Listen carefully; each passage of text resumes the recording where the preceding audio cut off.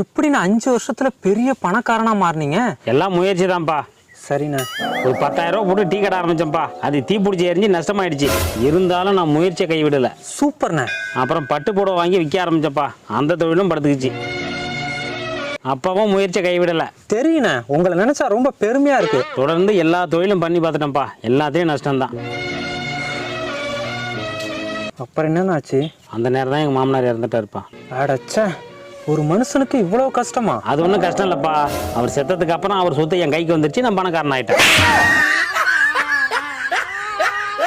எருமை தெரியாம கிணத்துல விழுந்துச்சான்.